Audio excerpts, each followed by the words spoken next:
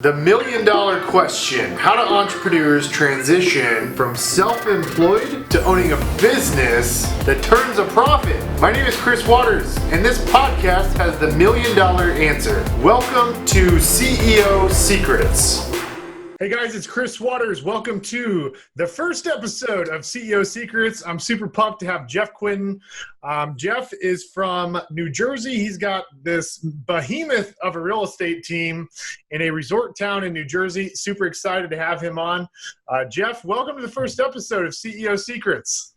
Yeah, man. Thank you for having me. I appreciate it, Chris. Look, it's exciting, and I'm the first guest. Is that right? That's right, man. You're the first one. I love it. Yeah. Thank you for having me. I appreciate it. Yeah, well, so for those of you that, for people that don't know you, Jeff, tell everybody a little bit about your business. What does it currently look like, transaction-wise, volume? Sure. How many market? I know you're expanding in other markets. Tell me what it all looks like. Yeah, so I started the real estate business in 1992. So I've been doing this, whatever that is, 104 years, I guess. It just feels like it, right? So I've been around a while, and so I live and work in Ocean City, New Jersey, which is southern New Jersey. That's where our hub business is. And for the most part, about the first 26 years or so, about 24 years or so, I was with a small brokerage and then went and became Berkshire Hathaway or Prudential, then Berkshire Hathaway. Long story short, left and then came to KW in 2016. And then since then, we've started to expand outside of the southern New Jersey market, allowing us to take our business and go in other locations. So currently right now, we are in southern New Jersey as our hub. And then we've expanded we've been in different locations and then shut down locations and back and forth. We've let like 6 or 7 expansion partners go in the last 60 or 90 days. But ultimately right now we're in the Cherry Hill Market Center, which is about 60 miles away from us. We're in Pittsburgh.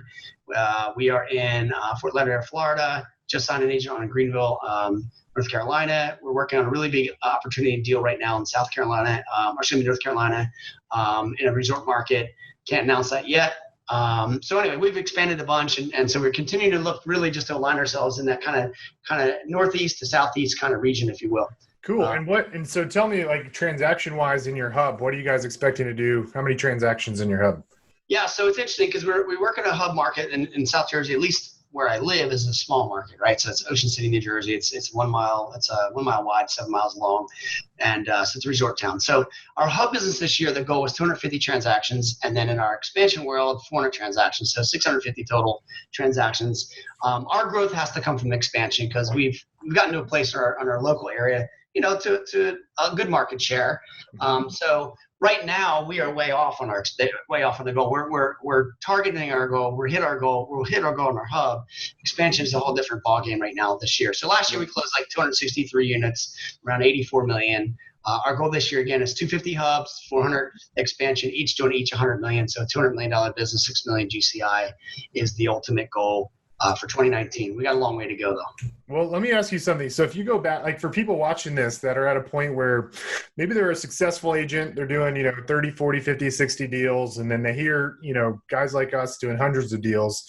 What major event happened for you to get you to a place where you had this light bulb moment, or again, some major event? Like, what was it that caused you to go from being just a single producing agent to actually being in a position where you're, focused on talent versus being the talent out in the field? Like, what was that event? When did the light bulb moment go off for you to become, to start your own business, to become a CEO versus being a producing agent and owning a job? Yeah, exactly. And like you said, it's a difference between having a job or having a business. And, for first years, when I first started real estate, like a lot of us, it started in 92. So from about 92 to 2000, I was really a solo agent running my rear off, working 80 days a week. And I started at 19 years old. So I didn't have the family, I didn't have the kids, I didn't have all that going on. My goal was to make money and spend it and have fun and party and buy houses and cars and jet skis and boats and, normal 20-some-year-old kids do, right? Yep.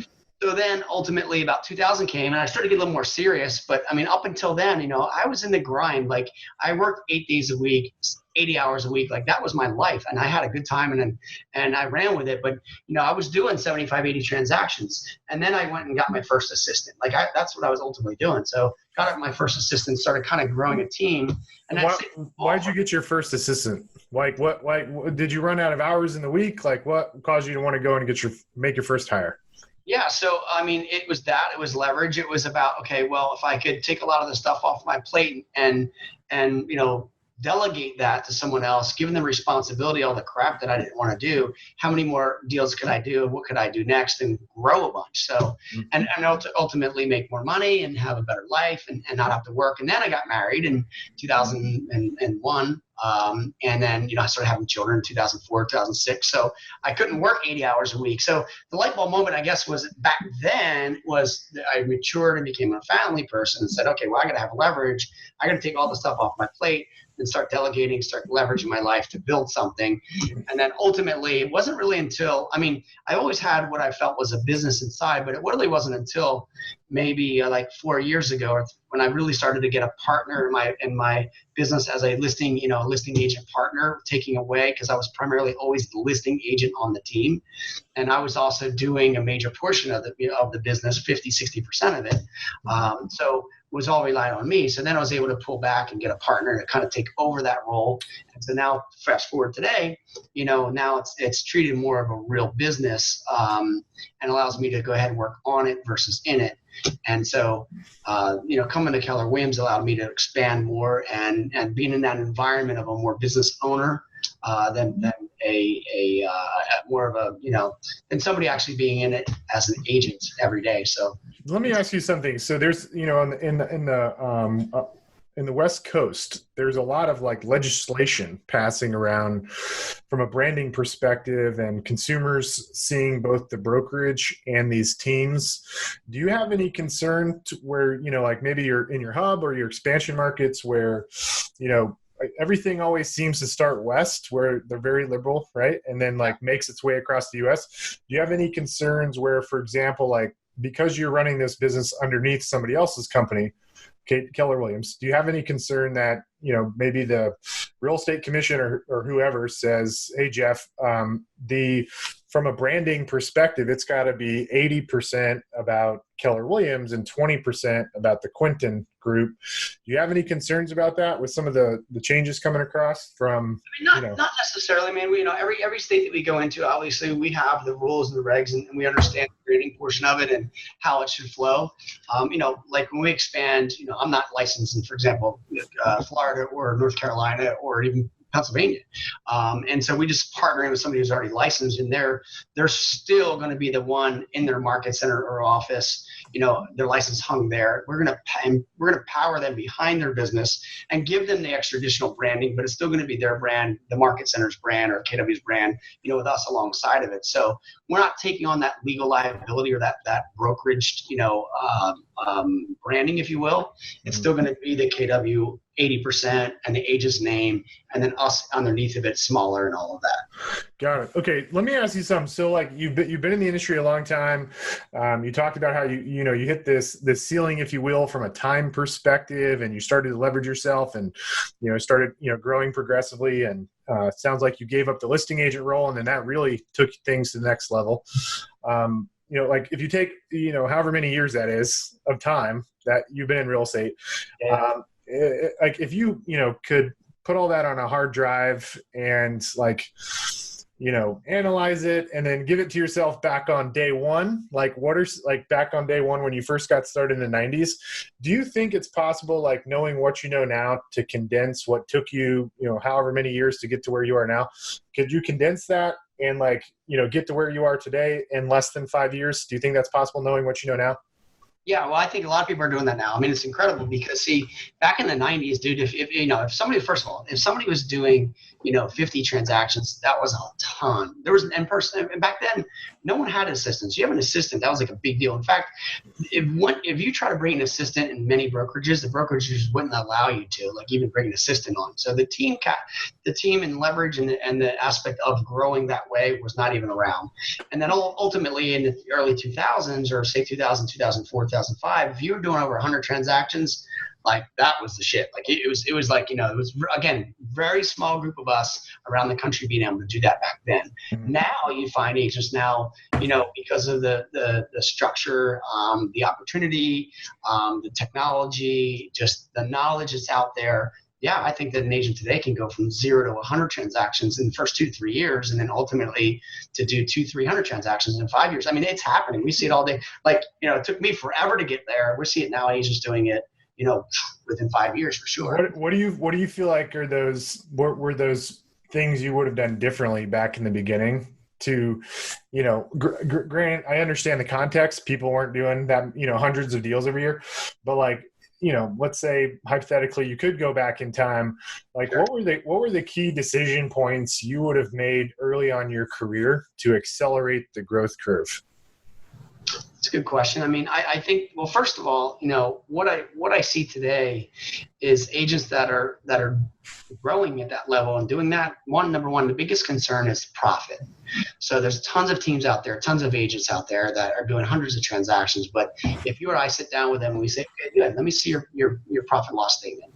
And ultimately, at the end of the day, they have an 8%, 10% profit loss statement. They do $1 million GCI, they make $100,000. Mm-hmm. Like, I'm not going to get up and have a team like that and the liability and the risk and all the other stuff involved. I'm not going to get out of bed for $100,000 right net. Like, that's terrible in my mind. Like, that's sure. But there's a ton of that going on, right?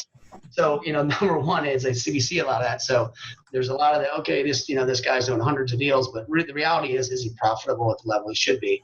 Obviously as an individual agent, with a small team, you can be much more profitable, but yet again, you got to have the leverage. But if I rewind and go back, I would have looked at this more of a business, really elevating myself to more that CEO role. I would have looked at it that way a little bit better. I always felt I was just more of a real estate agent inside of a brokerage. What would you have focused on though? Like, right? Like if you had made that shift early on, even when you had only been in the business a couple of years, if you had made that shift to becoming a CEO, what were the things you would have focused your time on back then, knowing what you know now?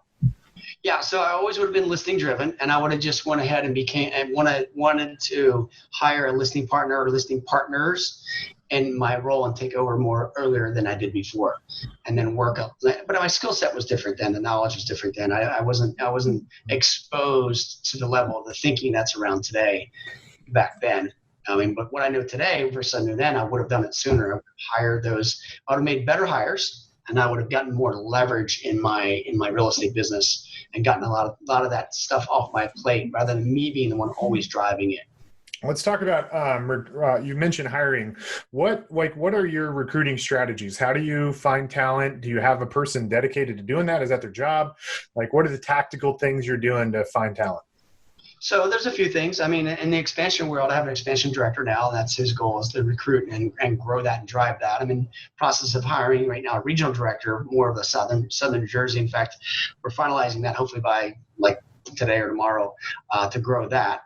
Some of the strategies we use, I mean, inside the Keller Williams world, we have the ability to work with the other team leaders inside of the market centers that are recruiting. So each week, for example, on Wednesdays, tomorrow at 4 o'clock Eastern time, we invite our TLs, we do a Zoom meeting like this, and we just go over our value proposition. And we share with them what it is that we provide, what we do, so that in the event, number one, they have somebody that's currently in their market center on the roster that could be a good fit. They'll allow us to talk with. That's number one. Number two, if there's any recruits of which they might have that they have in their broker metrics, in the MLS that they've been talking with, that think would be a good fit with their way of introduction, or allow us to go for them and give another voice. We do that.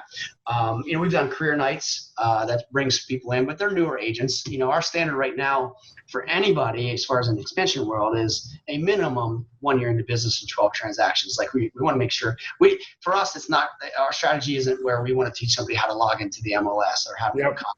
We want them to already be able to do that. What do you think is the single most effective strategy for you guys to find agents to join your team? Well, working with the team leaders are helping us. That's number one. Number two is also teaching in the market centers and inviting those recruits in. Mm-hmm. Then we do some other things where we have some campaigns running to agents in our wherever it may be. If I want to go to Delaware, we get the broker metrics and we text them, email. We've got different ways of having sequences that go out to them to get the agents to at least raise their hand and say, hey, I'm interested in learning more about your expansion business and what you're doing or your business. And then we set a call from there. So those are some of the things we're doing right now. We're very, I mean, it happens every day. It's a very proactive approach. Yeah. So you leverage the team leads at the Market Center, teaching classes with new recruits coming in, running Facebook ads. I'm assuming you're also running like job ads on websites like Indeed and stuff like that. We haven't done a lot of that. I mean, we've done it before, but most of the time, someone that's good in talent isn't usually on there from what our experience has been. A lot of newer agents, sure, that kind of thing. We also work with some of the real estate schools and getting that list, but that ultimately we give over to the Market Center. We put them in our campaigns, but we're going to try to get them in, and then we got to have an opportunity that once they go through the Market Center's training, after they go through Ignite and Bold, and they're in it, and they get going, and they go through the Pro Coach program, then if it's opportunity still there and they're good, then we have the opportunity to bring them back and back into our team because we introduced them to the Market Center. So that's a strategy as well. Do you feel like from a training perspective, and so just to give you some background on me, I joined KW back in 2006, 2007. And I felt like when I joined, I went to the training at the Market Center and I joined a team back then and I was a buyer's agent. And what I was learning from the Market Center was, this steep contrast to what I was doing on the team I was on. And it didn't feel like the training was in alignment. Like at the Market Center, I was learning, like go get expireds, withdrawals, do open houses, circle prospects, go do all, these major, 4 big pillars to generating business. And then, I was on this team as a buyer's agent and they were, telling me, no, don't call expires, don't call withdrawals, like, give us your database, we'll market to them, focus on open houses and work our buyer leads. And so like, I felt, and this is just my personal experience. And I'm just curious if you guys, how you overcome this, and maybe it was just me, but like, how do you not, like, does that alienate people at all when they go through a training through the Market Center and then their job is something much different, you know what I mean, on your team? Yeah, I mean, our Market Center, I think, is more aligned to a way that what our value proposition and how we operate. I mean, I have never had an issue with it. Our market where there's been a conflict or like they taught us this and you want us to do that or vice versa. Yeah. I haven't really had that much of an issue there. That's right. Yeah, I mean, ultimately, I mean, our training in our team, and this isn't not putting our Market Center down or any kid on the Market Center, our training is much more in depth and much more hands-on and much more. Sure. I mean, it's you're going to learn how to produce in our team. You're going to make money. You're going to be an agent. There's standards being set. Yeah. I don't, that their accountability is accountability, but nothing like what we're providing. Sure. Is there, and again, man, I'm independent, right? I have I ain't flying nobody's flag, so I'm very unbiased to brokerages. Yeah. And so I asked this question just out of curiosity. So the Market Center, from my understanding, the Market Center, like the franchise owner, they get less money when they have an agent on a team. So do you ever have challenges with like the Market Center wanting to send you people when the Market Center owner could, doesn't want to take a 50% pay cut on the split? Right. Well, it certainly could be. I guess it could be you're in competition or that. I think though, the reputation which we have in our Market Center is that, we're going to get them in production and we're going to help them grow and rather, and they just know that they're going to be like, I mean, we provide more cappers in our team to the Market Center combined than any other team, or so yeah. They're actually making some good company dollar from us, and they know they're probably the Market Center owner. If it was me, like the Market Center owner has to be thinking like, okay, I'm going to keep this agent around longer than I would if they were just in the Market Center, kind of flailing, trying to figure it out. Right. Yeah, I mean, it's one of those things too. Like today, I'm on the ALC, so we had a meeting today, and I said to my TL, because we're going through the roster and see a couple agents had left, a couple agents come on, and I had said to her, I said, so tell me which ones are a flight risk right now, which ones aren't paying their bills, but are in production. Like, is there anything going on? She says, I'll get you a list, because some of them might, think that okay, well, there's agent billing that they haven't paid, or maybe they're going sideways or not showing up. Maybe there's some risk there. Who knows? I mean, rather than lose them to another brokerage, if I have a shot to be able to give them a different perspective or different value proposition, plus take off their plate some of their expenses that they have individually, because we have absorbed that, then there's opportunity. So we work real well with our Market Center. Yeah. I get, you hear mixed things right around the U.S. Like the various market. Well, let me ask you something. So when you're implementing the team-centric model and you're investing a lot of money in people, you need them to produce at a very high level.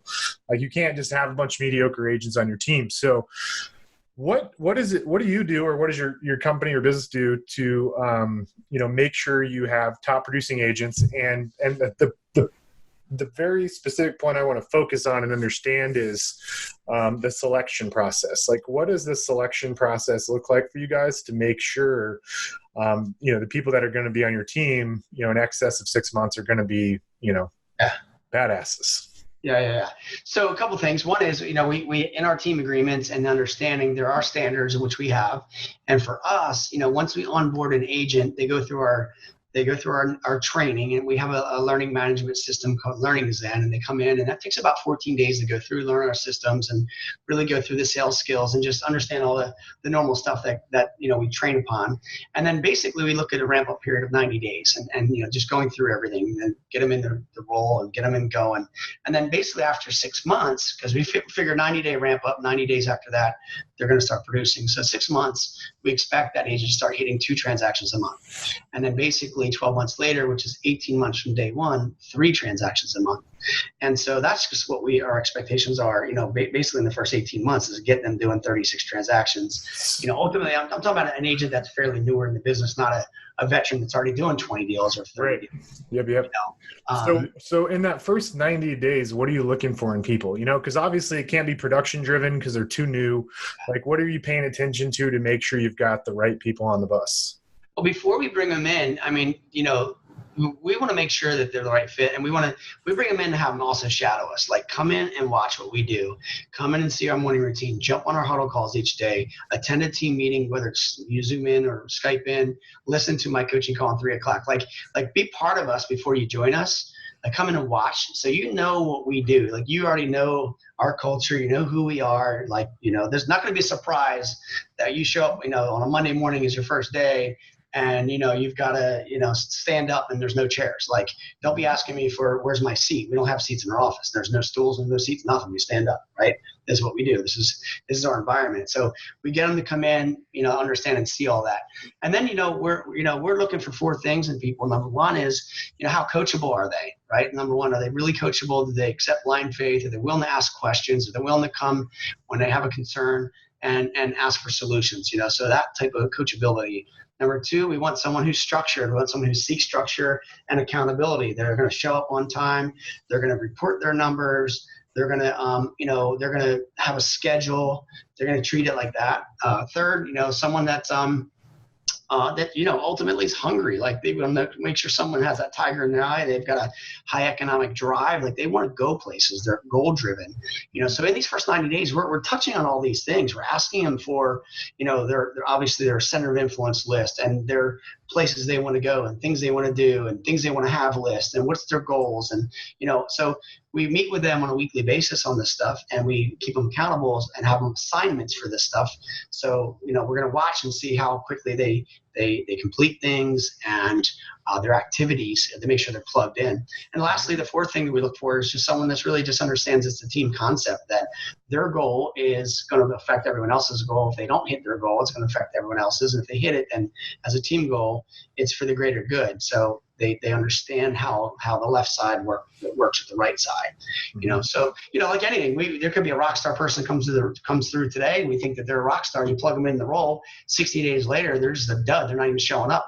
So anymore. There's career visioning. There's so many things you can bring someone through. You can dig into them. You can dig into their history and see who they were.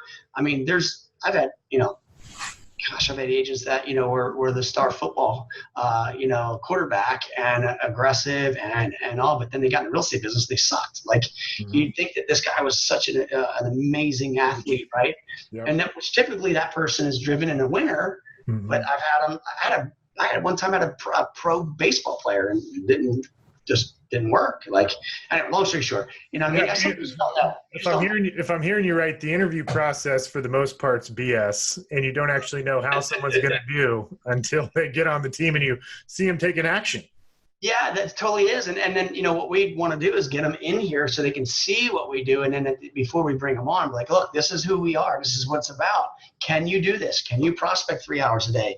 Can you get on the phone? Can you learn scripts? Can you learn objection handlers? Like make sure you can understand this is what you're going to do.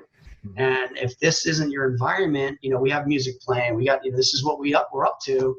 Then it's not for you. And so that's how we create the rock stars. And so those that come in and don't do that, then they just won't succeed. And those that do, our average agent on our team does 40 transactions a year. Let me ask you some stuff specific to the lead generation side. That's always a big value proposition in the team model for agents. Number one, they don't have to figure out what works. They don't have to spend the money. The team leader is forking the bill. And so on the first listing side, then buy side, what are your top 3 lead sources on the listing side? And then what are your top 3 on the buy side? So on both sides, always our database, our past clients, our centers of influence, the referrals from that group typically will represent still 65% of our business. We have also a good amount of agent-to-agent referrals as well. We did like 52 sides last year, just agent-to-agent. So that was a good portion of our business, even though we had to pay a referral fee. Yeah, it's a lot. It's good you're doing these things. Right. I know for sure. Yeah. And that's helps because of our reputation and we're out there. So we get a ton of agent referrals. I got one, a good listing referral today. So that's always good. And we pass them out to the team, but ultimately it's always our database. And I am just like, okay, going back to the new agent, like we don't turn anything on for them at all. Nothing, 0, zip until they bring us 250 people with name, husband's name, wife's name, first name, last name, email address, phone number, like, it's got to be solid. How many people fail to do that? They won't. Well, they're none of them unless, because we don't turn anything on to that. So we make sure. Let's say you recruited 10 agents, right? And you hire them and you're like, okay, here's what you got to do. How many of those 10 are going to fail to bring you 250 leads? At least half of them, half. They're just not going to do it. And we give them, at least that, maybe even more than that, right? Maybe 70%. We give them part of our training and onboarding is like, all right, number one is, okay, well, I don't have 250 people. Well, bullshit. If you go on your phone right now, there's an app. It's called a Contact to Excel. You can download every person in your phone. I've got 3,900 people or more now on my phone. What's that app called? It's called Contact to Excel. Contact to Excel. Okay. App, right? And then you can export out every single person in your address book to an Excel form, right? And then, so everybody's got 250 people on their phone. And if they're in your phone, they should be your friend, right? There's ways to go into LinkedIn, and there's the part of our training is you export out all your connections. You can go in Facebook and export out all your friends there. It's a little difficult these days, but any type of membership or social environment where there's a database or a directory or a homeowners directory or a condominium association or a country club, like we're focused on them. Like, don't tell me you don't have 250 people you associate with. Everybody does. So database is huge. Tell me, what are you doing to stay in front of the database? And are you marketing that agent to the database they bring, or are you marketing the Jeff Quintin Group?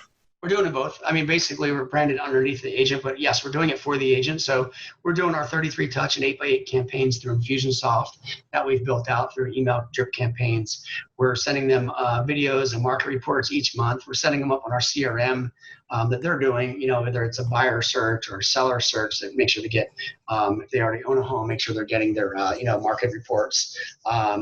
We're doing, anything from other additional contests and things like that, promotional stuff that will text our databases. And ultimately, we're making sure they're calling them. So we use Contact Stash as a company, is a software that we use. And Contact Stash, basically, we make sure that, let's say that 250 people they get, or 1,000 or whatever, is they're going to sort that, and they're going to have the A's, B's, and C's. And the A's are going to get called every 30 days, the B's every 90, and the C's every 6 months, twice a year. And then Contact Stash is going to actually email them each day the list from which they need to call. So it's very simple. It's, they know who they need to call, and then based upon the category or how they segment it on how often they need to stay in touch. So between all the back end admin stuff, staying in touch with the database plus the phone call is, minimum, depending on the 4 times a year, let's say. Are you doing any direct mail pieces to people? We don't do any direct mail at all.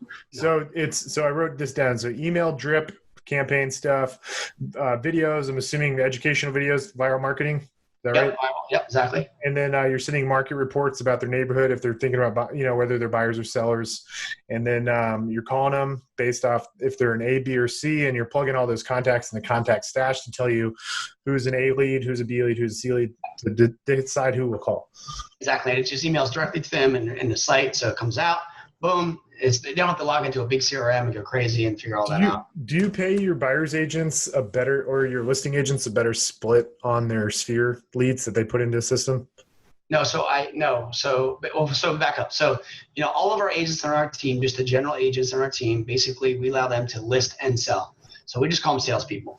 I just specifically have one listing agent partner at the hub that basically takes over my database, my production, took me out of the game ultimately in that role itself. I do some deals still doing, we do stuff together all the time, and all that, but ultimately that he's driven that way. His split's different than what everyone else is because he's getting fed a whole lot, but otherwise everyone else is still just a salesperson across the board. Okay, got it. Cool. So what about on the buy side? Is there anything specific you're doing on the buy side, like testing Google AdWords, Zillow, open houses? Yeah, what are your... Our team has always been a very highly prospecting based team. Not a lot of marketing. We do have Zillow. We spend about $1,000 a month in Zillow, and half of it's paid from a lender. So out of that ad spend, we get about 40 leads a month from Zillow, but only of the 40, about 8 of those are actually paid leads. So they're like $125, $130 a lead. You're getting organic listings, leads from your listings. Correct. That's what you're really paying for, right? Yeah, exactly. And our reviews, you know what I mean? And so forth, and being out there. So we do get some good Zillow traffic. And, our agents themselves are, obviously sign calls and additional internet just being syndicated out there. We get, from just having amount of listings out there, but we don't pay a lot for a lot. We do some Z-buyer leads for seller side that we get, especially in expansion. And they like any lead, it takes nurturing and time. We Fast Home Offers. I noticed you're a member of Fast Home Offers. Yeah. Fast Home Offers, Fast Expert. Those are expensive. Those are expensive leads. They are. Hundreds of dollars per lead. Yeah, for sure. Yeah. But ultimately, we're listing based, like all of our agents do prospect for listings as well. So other than the past client database, center of influence, referrals, then expireds are real big for us, about 23%, maybe 25%. Talk to me about expireds. So that, it's funny. I always preach expireds as like your go-to source when you're building a team. Sure. And it's so old school because, people think it's old school because they're on their Facebook all day and they see people pushing like, go get a Facebook lead for $2 or 27 cents or some shit like that. So tell me on the expired side, the obvious is you're calling them, but what else are you doing besides calling? So we got different campaigns set up and different ways to stay in touch. I mean, we're using everything from putting them into our Real Geeks site, where that's our CRM site. From there, we've got an email drip campaign that goes out that triggers off to them to get them to raise their hand to see if that's them or not. We also have Infusionsoft campaign that's more longer term, where it's more like 18 days in the first I think there's 8 emails in the first 8 days over 18 days or something like that. So it's loaded up front. Do you do any direct mail? Do you send anything in the mail? You stop them by their house at all? We do, yeah, sure. We'll stop by. Yeah. I mean, if they're local, sometimes they're in a resort market, so they they're absentee. But we'll door knock them for sure if we can.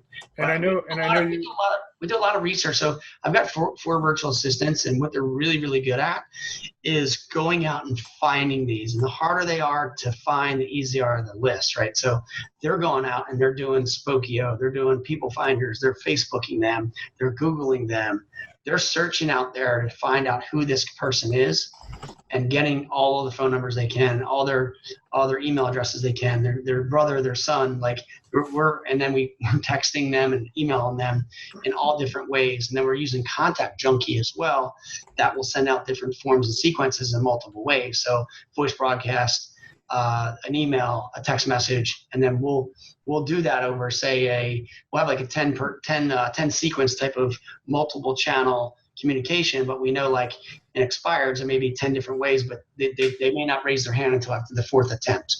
So what we know is, here's what we found out. With expireds or any of these, for sub owners, whatever it may be, we always talked about call them first thing in the morning, and then the afternoon, and then in the evening. Well, the problem that always has in the expires is you call that expired in the morning. Let's say you do get them. Well, 15 other people have called them, but let's say you get them. Well, then they say, yeah, I'm interested. Call me back tomorrow. Well, then, either you call them back tomorrow and they don't answer. And then you call them back the next day, they don't answer. And let's say you call them back on Thursday, then they answer. And then you start to get a report, can't get the appointment. The next thing you know, the expires that come in on Tuesday, let's say that was a Monday. On Tuesday, you start to follow up with those again. Next thing you know, the one that you already talked to on Monday, then talked to on Thursday, gets lost. There's not enough time to file and find out. Would you say your expired system is more automated and it's less about automated? Yeah. It's so we're using that technology side. So, we use these different systems plus calling them, getting aggressive, and then we get them to raise their hand and we convert at a much higher level because of those systems. So let's talk about your tech stack for a minute, because you mentioned some pretty cool tools. What's your primary CRMs? I know you're using Infusionsoft for marketing automation. Yes. But what are you using as your primary CRM that you're managing your leads out of? So that's a Real Geeks site. We got like 4 or 5 of them because of different locations that we're in. So Real Geeks is what will be the same thing as Boomtown or Sync or Firepoint, all those other. So for people watching this that aren't at a point in their business where they're doing hundreds of deals, what would you tell them in terms of when it's a good idea to go out and get a marketing automation platform like Infusionsoft? Like when was it okay to go invest in something like that? Yeah. Or would you even do it again? I mean, Infusionsoft is a bear, man. It's incredible, and it takes. I'm doing a long time. I've got a guy that just manages it every month. $800 a month is just to manage that. That's what he does. He's doing that, all the different systems, and one thing that we've done well at is we've got a very, very large database. Now, it's people that we know, people we don't know, and it consists of over 100,000. So in Infusionsoft, I got that many in there. So we've got everyone in there running in all different type of campaigns. But that kind of thing, you got to build the campaigns. You got to write the content. You got to write those emails. I'll give you an example. Hold on. One of my to-do lists this year is to rewrite my campaigns in Infusionsoft. And, this is what this one campaign looks like. You see it. It's crazy, right? But to rewrite all those emails. Every one of these is an email. And inside of that, some of them have videos, and then there's things to click on. Right? Yep. So anyway, to do that again for somebody that's new, I wouldn't say you do that. That's something that's well advanced down the road once you build a database up. And what would you tell somebody that's got a team and they're doing under 100 deals? What would you tell them to set up to have success with expireds? Taking into account the phone just isn't as effective as it used to be because of so much robo dialing.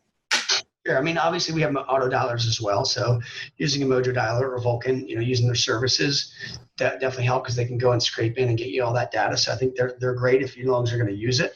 And then, as far as the inexpensive, we were on Boomtown before, but we use Real Geeks website. It's a place that, where all of the leads live. It's a place that, that you can code everybody and segment them, warm, cold, warm, hot, they buyer, they seller, what their time frame is, what their urgency is. And then if you manage all that in there and you update that, then it really allows you to be more efficient, and you can get to see inside of these CRMs who's searching, who's favoriting. You set them up on this so it automates them to get the information you want them to get, and then you just work through that CRM. So we didn't have all going back. These are what I used to work from. Maybe I have a date on here. Okay. Well, here's one. This is still 2008. So here's June 24, 2008. This is a card. 2008. There was no CRMs out in 2008. Understand that? Was that 10 years ago? Like, this is what we managed all of our leads from. We had a box full of leads. This is like a 3x5 card. Wow. Right? I still have this in my desk here. That's cool, man. That's cool. That's awesome. Crazy. Put that in like on a shelf in a fancy little display case. Nuts. So, I mean, today you have a computer that actually communicates to all them for you. So I think, as soon as you get them into a system, the better you'll be. Jeff, what's your favorite real estate specific tech out there right now? Jeez. What's like a new shiny object you're really in love with? I mean, we like Contact Junkie, which is very similar to Agent Legend, and if you're familiar with that. Yeah. Because that, like, I'm building out another campaign, right? I'll take you an example. We were in our team meeting today, and our goal is to have 300 Zillow reviews. We're at 246. We have like 50 something to go. And I'm going to lose my shit if we don't get 300 this year, right? So I went to the team and said, well, there's 7 agents here. I need everybody to hit 7 of them. That'll get it. Mm-hmm. And then, getting the agents to go out and do it and follow up and make sure we get the reviews. So like right now what I'm doing is I'm building out a campaign to get to a database that reminds them about getting us reviews. And I'm going to do one with Zillow and Google and Facebook and all that. Because I just know that it's becoming more of a, the review economy, right? Do you have some kind of technology that integrates all your systems so your agents and you aren't having to log into multiple systems? No, not really. I mean, there is and there isn't. I mean, our agents don't go in Infusionsoft, like they really don't mess around in there. Mm-hmm. They're primarily working from Real Geeks is where they don't even go to Contact Junkie. We're managing all that. Mm-hmm. If they have a certain group they want us to send the campaigns to, then we bring them in and we send them out for them. So we kind of keep them away from the multiple in and out of all that. Yep. Real Geeks is kind of their sole focus where their leads are. But how do you pipe all of the data into your CRM Real Geeks? How are you piping it all in so you're not having to pay a VA to do it manually? Like the agents themselves are putting their own leads in. They're having to do it manually. Yeah, they're manually putting in, Joe Smith and setting them up, buyer, seller. That's part of what they need to do. So one little tech nugget it sounds like you like tech, and I do too, so I'll share some with you. There's a tool that integrates all of your platforms so that it sends not only the lead records, but it also sends the activity records. So like, for example, if a lead re-engages on a third-party platform, like a month later, it'll send what that lead was doing. Like maybe they calculated a loan, saved a favorite, viewed a property. It'll take that activity record and push it into your Real Geek CRM. Really? And then it'll go from your CRM to your transaction management platform, like automatically when the lead status changes, depending. So It creates a new file, like for example, in Dotloop, and it's called RealSync, RealSynch, and it actually got started here in Austin. And I'm very biased to this, but to tell you a little short story, man, I had so many applications to run my business.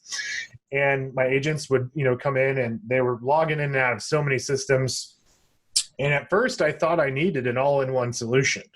And so I went down this path of building out Salesforce, complete disaster. I mean, our Salesforce application, our system is pretty amazing, but I would never encourage anybody to ever do that again. What I learned through wasting a lot of time, energy, and money is like the way big Fortune 500 companies think about it is they have an ecosystem of applications that help run their business, and then they integrate all those applications to their core nucleus system using what's called middleware. And so when I found out about that, I met somebody in Austin.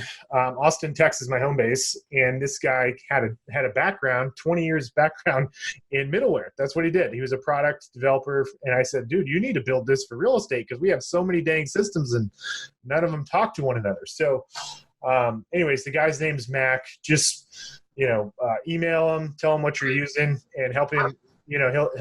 I've invested in the company. I've told him what I wanted from a customer perspective because I use it. So anyways, check it out. It's pretty cool.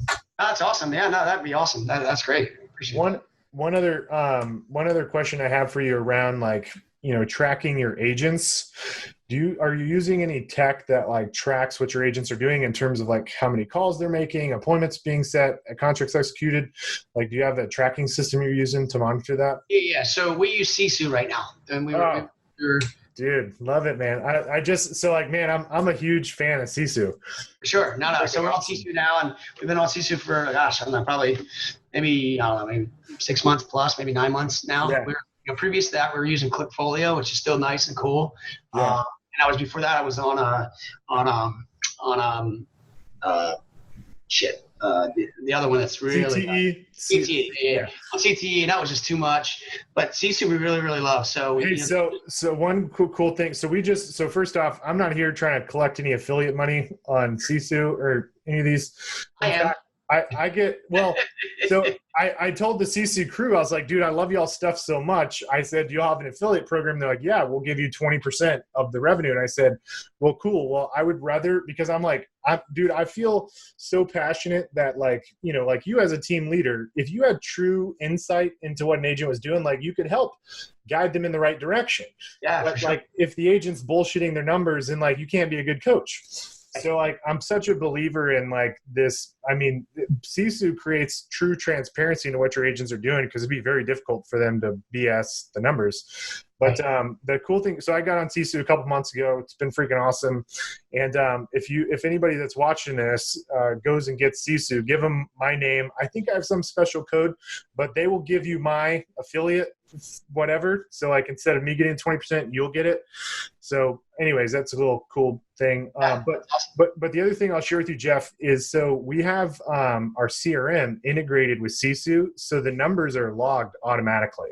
That's awesome. Yeah. So RealSync is what created the integration for us between Boomtown and Sisu, so we don't have to manually input anything. That's great. Yeah, it's perfect. I like it. So just ping those guys and say, hey, tell them who you are, and tell them, you know, you want to get them you connected, so you don't have to manually do it or pay a fee. I will.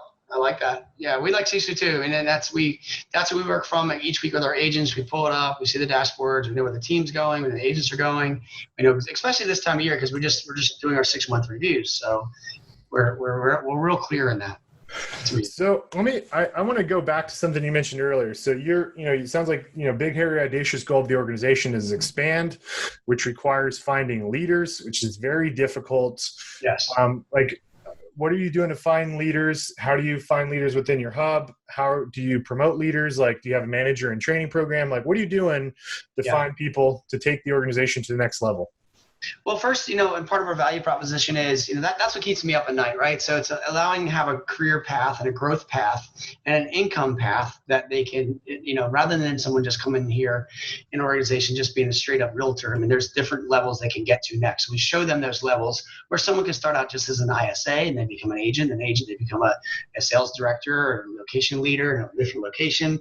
They become a regional director, expansion director. They can come up all the way and take my job. I mean, as CEO, they can, let's take it. You know what I mean? Like there's a career path for that. In addition to that, we've come up with that says, hey, look, my goal is to be able to have somebody, if someone says to me, can I make $1 million working for you? Right? Like, how can I become a millionaire? And how long would it take me? And you have a path for that. So we built out what we call a 5-year millionaire. Like, okay, so let me just show you how you can earn $1 million or become a millionaire within our organization. We've put together this plan and says, here's what it looks like, and build this out. So that there's never going to be a time when someone on my team is going to come to me and go, I want to leave because there's nothing here for me to do next. Like that's never going to happen. Like that's why I stay up at night. So creating opportunity and growth for the team where, my whole thing is that I work for them. They don't work for me. Like I'm working for them to make their businesses better. Is that number one. So we start when our value proposition showing the path at which they have the opportunities in which we'll go and grow. And then next is, as far as finding the leaders is, obviously always looking for talent. Who's out there? Who wants the next opportunity? Who is that person you think that is nailed their role where they are, but maybe they want to have something more, or maybe we can help them, exit out of what they're doing or have what they have now, help them grow what they have now, but yet have something else. So always looking for that. Have you ever tried to snipe somebody out of another industry and bring them as leader? Sure. Yeah. How's that gone? What's been your experience bringing somebody from another industry into a leader? So Scott, who's our COO, he worked for BlackRock. If you know, BlackRock is a huge asset management company. For 15 years, he's our COO. And, he was a guy that used to, he was in a major corporation with his pension and, he was there a long time, major position. And he used to travel to New York maybe once or twice a month, jumping on the train, going up there in the city back and forth. But he commuted 2 hours a day, like 2.5 hours a day to Delaware. Like he used to get in the car at 5 a.m, be at work by 7, traffic, and then be home by like 8 o'clock at night. Leaving, it was just a mess for a long time. His wife just got a promotion as a principal. She's a school teacher, so she was home. Long story short, he was just frustrated in his world, and he was kind of capping out his income. So, I was able to pluck him out of a whole different industry, and he's a CEO of our team. He's a numbers guy. He's the CSU guy. Like, you asked me to go log in at CSU, I have no clue what to do. And talk about a spreadsheet, that's his middle name. Like, he's that guy. You know what I mean? So the first thing I'm going to do is say, yo, Scott, Real Sync, go check it out. Middleware, name's Matt, I think you said, right? Like, yep. This is going to sync it. Go learn about it, find out, let me know. Like, he's that guy that can set up all this shit. Mm-hmm. So long story short, he's now been with me, maybe 2.5, 3 years now, going on 3 years.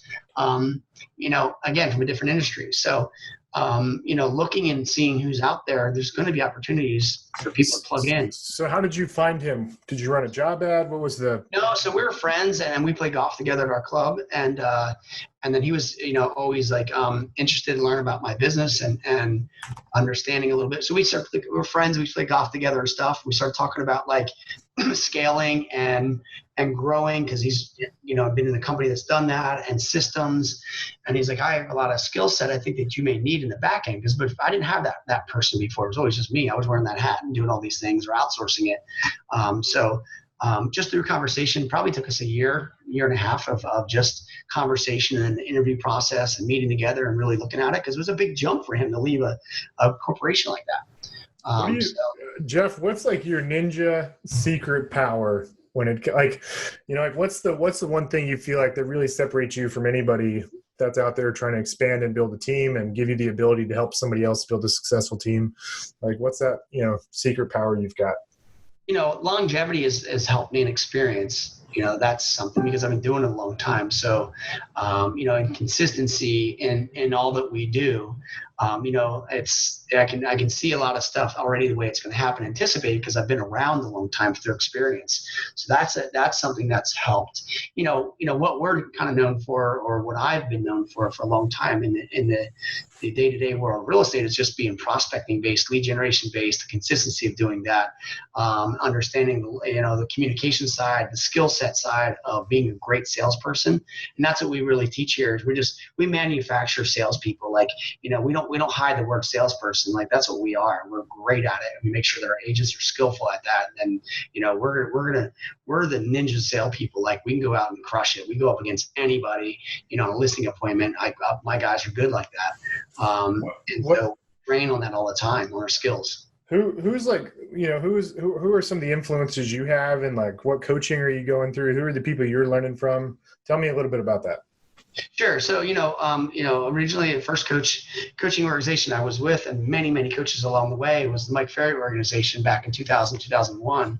And I had some incredible coaches there. I mean, and coaches that are still around today, that have had a great amount of influence, even on, like, for example, Monica Reynolds. If Monica is, Monica's coached me 2 or 3 times over the past 15, 20 years, whatever. Tony DeCello coached me a bunch of times. Tony and I were together for a long time. So there comes Tony, there goes Diana, his wife. So I've known them. I mean, we were 15 years ago. Some Ron Patulski, these guys. I mean, there's so many great people that I met in that coaching world. And then being able to be in different mastermind groups over the years and being exposed to, some of the ones that we're involved in these days, who we hang around with. I mean, just some really great minds that have been around. I've had the opportunity. Now I'm in the coaching organization of MAPS, which is KW, and Craig Goodliff is my coach currently there. Abe Shreve was before that. Tony was before that again. And, so I've always had coaches, all the time. What are you reading right now? What are your favorite books? What's been your favorite book this year? So we just finished David Goggins' book, Can't Hurt Me, as a team. Today was our last, I've read it twice already, but today was our last chapter review. We're now reading, going back to Rich Dad Poor Dad, because a lot of us are talking about just what we need to do in investing and stuff. Profit First, I just listened to, and obviously I'm a lot in the podcast right now. So, different podcasts. Let's talk about the book, the Robert Kiyosaki book. So what's fascinating about that book, I read, and probably like you, I read it a long time ago. I mean, it came out like almost 20 years ago. Yeah, a long time ago. So I read that book a long time ago, and in the book he talks, he has that quadrant, and top left-hand corner is employee, bottom left is self-employed, top right corner is a business owner, and then below it is the investor, right? So a lot of real estate agents, they, get in real estate thinking they're self-employed and own their own business. And the truth is a lot of them just have a job. Right. So when you think about that transition you have to make to go from being a self-employed agent to a business owner, what do you think, first off, like what positions somebody well to make that transition? I mean, obviously you have to have been in the business for a certain amount of time, credibility, experience, et cetera. So like what position, like what are the kind of the benchmarks you want to have, checked off before you make that transition? And then like, what do you feel like, helps you go from, being in the business to actually working on something where you don't necessarily have to be plugged in all day, every day? So it's great thoughts. And the quadrants are awesome. So here's what comes to mind. And this is something that I share with our team and teach on a little bit, is, most agents today, they start out, not most, back it up. There's a ton of agents out there that treat this like a hobby. So you start hobby level, like, that's the agent that, maybe they got a second job, they're bartender, waitress, whatever it is. It's a hobby on the side. They sell their friends a house, 1 or 2 houses a year. It's a hobby to them. It's not like it's their business or career.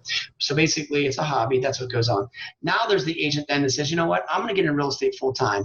So they jump in full time, and now they treat this more like a job, right? So they're coming to the office, 9 o'clock, maybe 10 o'clock, whatever they are. It's a job to them. This is what they're doing. They're selling real estate, and they're doing their thing. However, there's always that plan B on the side. Like, if this doesn't work out, I'm going to go back to this, or this doesn't work out, I can do that. Or maybe it's a job during the day and I bartend at night. Like, I've got a side gig going on. And so it's more than a hobby, but I have another supplemental income backing it up. So then it goes from hobby to job. Next thing you know, the next agent is, okay, well, all right, I understand his job. So plan B. Well, then he starts to treat it like a real business where, okay, you know what? I don't have a plan B. This is a business to me. And I'm starting investing in myself. I'm education based. I'm learning. Maybe I'm going to hire an assistant, and I start treating it as a business. And that's the only thing I get to do. And you start to eliminate all the other aspects as far as plan B or anything else, treat it as a business. Next, after you start to get that and hiring people, and you start to get, now you say, you know what, I want to bring this business and become more entrepreneurial, where now I can go ahead and step up even further and have people take over the role, where it goes from basically I do it to, we do it, or I do it, we do it, and then they do it, and theirs. Right now it becomes theirs and an owner. So you graduate up through that. So it takes time, right, to do all that and manage it all. So same thing from self-employed to entrepreneur, or in the quadrant of what's the other quadrant? A business owner, investors underneath. Investor. Yeah. What? So when you let me ask them real quick. I think it's a decision made, and also through experience. But it's either. It's just either you got to have, it's in my mind, it's either you're either an employee or employer. You got to make a decision which one you want to be. What are the basic check boxes you think you got to check off from maybe an achievement perspective before you should decide making that switch from going as an agent, maybe on a team, under a team, or maybe you're an independent agent? Like, what are the check boxes you should mark off before you make that switch to trying to go build your own team? Well, I think the easiest checkbox is the number of transactions one's doing. Like, if you're not right now, an individual agent, solo agent, right? Like, if you're not nailing 40, 45, 50 transactions on your own, right? And maybe you start to look and get an assistant after 30 or 40 deals, and you start to bring someone on and start understanding the management of a person. But like, that's the area that I say that, okay, there's too many agents out there. They've done 20 transactions, been in the business 2 years, and they got 8 buyer's agents. Mm-hmm. What the heck are you doing, right? And they got 2 assistants. They have no clue what they're doing. Yeah, all of a sudden they're doing 60 deals, but they got 10 people on their staff or underneath of them. Like, I'm going like, this is nuts. They got to nail the role. So I think number one, like in the agent world, 45, 50 transactions, you can do solo and do that, but do it at a very high level. Yep. That's the next step before building something next in a team. Mm-hmm. Cool. I don't know. That's my thoughts. No, man, I think that's great. It's funny. And I think you bring up a great point. I think if I think about like the sales pipeline, right? Like, first you got to master lead generation, and like, that's kind of a business function and something you got to do as CEO. And so like, I wish I wish most people would join a team so they don't fall in that trap of trying to figure out lead gen. Because Sure. From my experience, like if you can figure out how to nail the inside sales component of setting appointments, and then once you've knocked that domino down, knock down the domino of like getting somebody face to face and getting them committed to be a client, like that's domino 2. And like you got that knocked down, then like the last thing to knock down is like servicing the customers, setting good expectations, being a market expert. And like once you have those 3 dominoes knocked down, one, you could go teach somebody else, but then Sure. you if you're knocking down all those dominoes, you're probably selling 40 to 50 houses per year. Right. And then you can go figure out the lead gen part and try to see if maybe you should try to build your own business. Yeah, I mean, the thing is that it's still a skill-based business no matter what, more than ever. And the skill part is agents today need to learn that. They need to learn the sales skill side. They need to learn the lead generation. They need to learn what to say and how to say it and when to say it. The objection handlers. They need to learn the basics on that and really, really nail that part. And once they do that, then they can teach it and they can grow from there. And then they're going to have a consistent, they're going to have more of a fluid business. They're going to have more predictable, more duplicatable income versus having this. I got one last question for you. So for the agents watching this that are on a team, right? And they're hardcore negotiators, they're hustlers, and like they're definitely applying the effort, but they're always looking for the shortcut, right? And they're trying to figure out like how to grow their income faster. And let's say hypothetically they're on your team and they're constantly coming to you saying, hey, I want a better commission split on my sphere. What are you doing as a business owner and a CEO to make them understand, like, look, it's actually not in your benefit to have a better commission split because that would take away from your ability to close even more deals and be more efficient, right? Like, what do you do? Like, how are you telling them this regularly so they don't always feel like the grass is always greener? You know what I mean? Yeah. Well, I think there's always going to be that agent that's out there. Maybe I think what the difference is when the split conversation comes in, which always seems to happen, with agents today. It's really going back and rewinding and saying, let's get away from the split. Let's really look at your income. So let's talk about the income, your goal, and work backwards from that and say, okay, my goal is to make $300,000. Okay, good. Well, then based upon this, how many transactions based upon an average commission to you at the split you're on get you there? And then around that, if it takes you 100 transactions, okay, then how many transactions are you doing solely yourself? Well, I'm only doing 25. Okay, good. Then what has to happen to get you to 75? What kind of leverage do you need to put in place? How big should your center of influence be? Who are you calling each day? What sources are you working? Are you maximizing yourself? Like, do you feel that, the question to ask is, do you feel that you've reached capacity, right, for yourself, right? So there's going to be agents say, oh, I only want to do 10 deals, but I want 100% split. Well, that agent's not going to work with us, right? This doesn't work. And there's plenty of brokerages that'll hire you for that.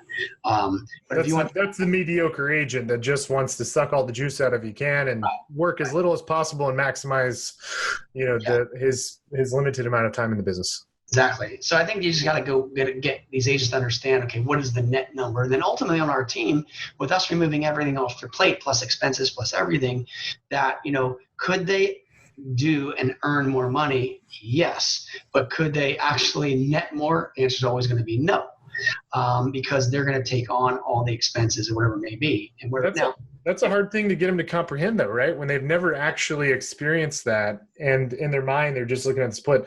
Like, it's kind of interesting. We kind of started this like new language around splits, and what we tell people, and because we have the team centric model, we tell everybody we have a net split, not a gross split. And what I mean by that is when you go and join a typical brokerage, you have your split, but it's a gross split, and it's a gross because you have to personally back out all these expenses to close deals, whereas on our team you don't have to. But it's so hard to get people to understand like how much you're investing in them. Yeah. Right. And like make them realize like the grass is not always greener, and the split is not going to help you have more success. For sure. No, and also it's interesting because many of those agents don't have track record, and they just say, okay, well, I want this big split or wherever it may be. So different if they already have track record or whatever it may be, and they've done it before, they're proven, then it could be something different. But ultimately, most of those agents that just always want that, they're not going to always be a fit, because we're not about the split. We're about the lifestyle. We're about earning the right net income and in all of that, no matter what their split may be. It's split's not even trying to get away from that conversation, because it doesn't even matter. You know what I mean? Because I can give somebody an 80% split or 90% split, but then they're going to pay for everything. They're going to be back to 50% anyway. So, it's interesting, and this may be a cool thing for you to check out, and you've already done this. We actually took all the agents that had left us, and we wanted to see how many were still in the business.